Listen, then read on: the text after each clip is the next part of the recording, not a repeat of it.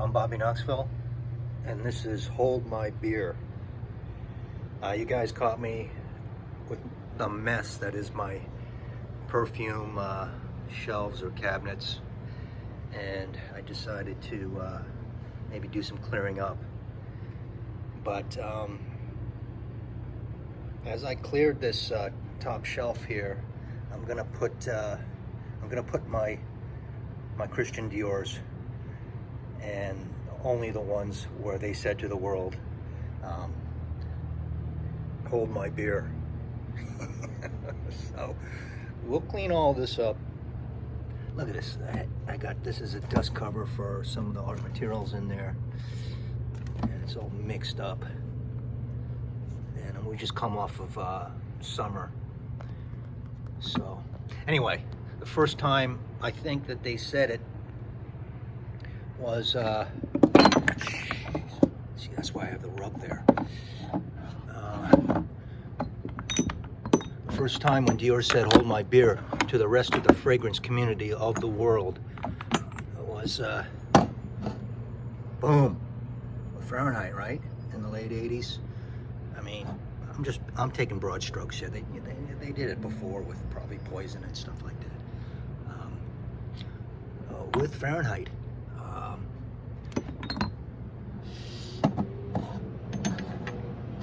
Revolutionary men's macho fragrance, highlighting violet, and that's the big one. And the second bomb that they brought out to Europe, it's mainly these two. When they brought out Dior Homme, when was that? 2005. 2005, they brought out an iris fragrance for the men of France and Europe, and subsequently the rest of the world. And they came out with successful flankers such as the Sport, a highly successful flanker. You don't believe me? Then go watch the commercials with Jude Law and the Dior Homme Sport commercial. You know, it wasn't just Fahrenheit. Again, they come out with just unbelievable flankers. This is not even that's close to present day. They come out with this baby here, Fahrenheit Absolute, and then the Parfum, which does not smell like this if you get it at the duty free at my place. Anyways, it's something's up, something is wrong, and it smells off. So Dior Homme, and then not only they come out with that, but I think they might even top themselves, coming out with Dior Homme Intense in 2007 or something.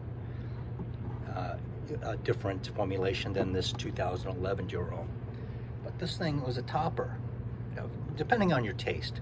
Okay, you know, and people think this is more dressy, but I think this is dressy, and this is harder for me to pull off.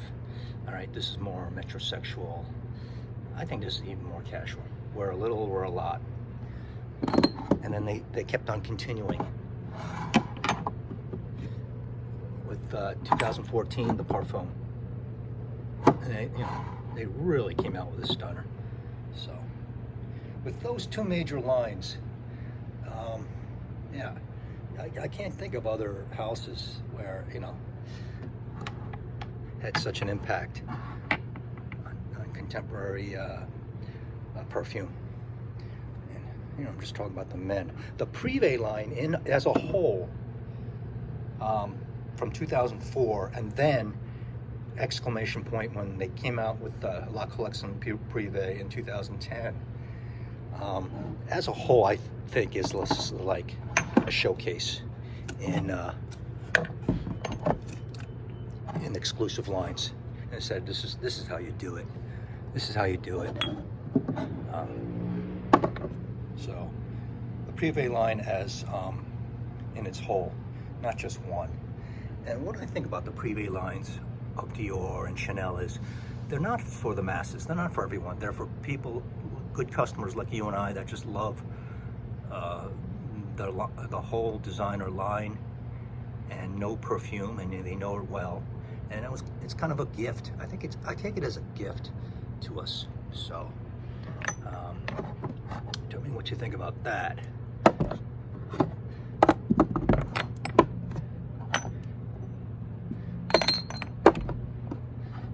So 2010, this was introduced. It was big. Bleu de Chanel from Chanel. Fresh, sporty blue fragrance, but with incense, okay? Citrus top with incense, and good formula. And then later in 2014, Dior said, check this out. And I don't know the numbers, if they ever crushed them or blew wins, but Sauvage certainly was a retail hit. I don't know which out of these two who did more gross, but Dior certainly answered with their Sauvage line and continued with this release with the EDP, you know. And you snobs out there that have never worn Sauvage, that's fine. I didn't like it when it first came out, and I saw those first vids when it was like OG Fragcom or 2.0, I mean almost OG, and they were all shitting on it, and I was like, yeah, I don't like it either. But then after I got a bottle, kind of in sympathy, and I wore it, and it was like, whoa, this is something. So you guys that never wore this and never seen the reactions that this gets from human beings, and you know, especially human beings that are of the female existence, well, it's something to see. So Sauvage is a big success. So that's about it. I would argue other houses, yeah, you can choose some and all that, but even though Dior is not like it now anymore, they're a shell of themselves. And that's because they're not themselves, they're part of a big conglomerate.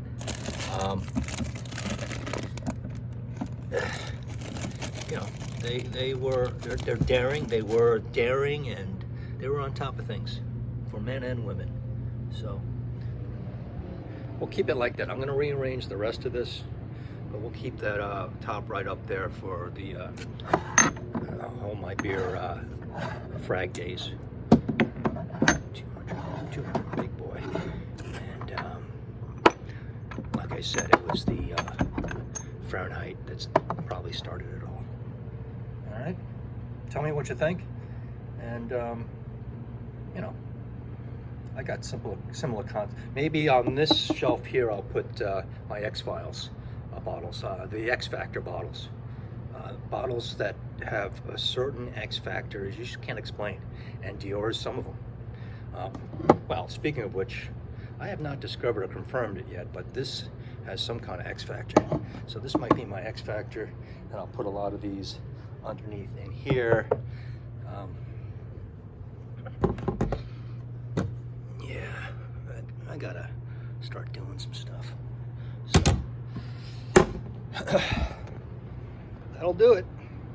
My Hold My Beer presentation brought to you by Christian Dior. All right. It seems kind of funny, but you know, there's a little bit of truth to think about, especially with that house. So, Guerlain's more straight up. They never draw out of the over the lines. Gentlemanly, seductive. Same with Chanel. So. There it is. And let's see if I can get this mess straightened out, and maybe I'll show the whole thing when it's presentable. I appreciate you being with me, and write in the comments below, and yeah, hit the button for frozen pizzas. I got a mouth to feed. So talk to you later. Bye bye.